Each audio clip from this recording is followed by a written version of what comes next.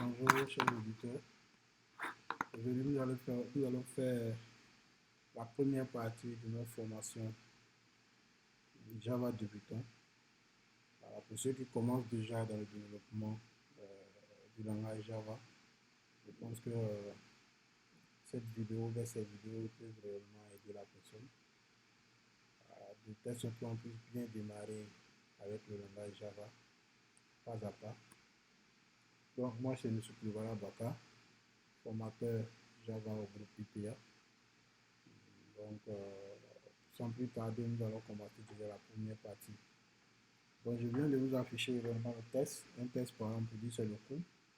Alors, en introduction, on va essayer de parler de l'historique de Java qui a été créé depuis 1995.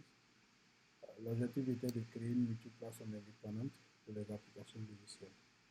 Donc c'est un langage comme les langages, ça ressemble un peu au langage C++, Python.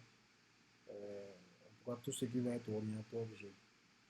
Voilà, donc pour l'installation, on va utiliser Java.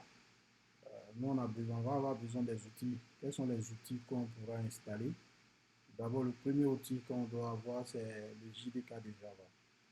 Donc, le JDK de Java, ce serait très important pour nous parce que c'est grâce au JDK qu'on pourra réellement compiler le langage Java, documenter le langage Java, tout ça. Après ça, on va avoir besoin, par exemple, d'un éditeur de test. Bon, ici, de préférence, on va essayer de prendre un IDE, mais ce n'est pas obligatoire. Vous pouvez utiliser un éditeur de test pour essayer réellement d'écrire du code Java et après compiler ça avec le JDK. Et dans le JDK, on va voir que on a le JDK, on a ce qu'on appelle aussi le JRE. Donc le JRE, le JDK comme on appelle Java Development Kit, c'est le kit du développeur.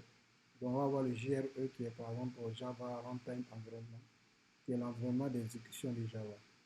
Donc ici l'objectif c'est d'aller faire de façon simple pour pouvoir développer une application Java. Donc on va avancer un peu au niveau par exemple du langage Java.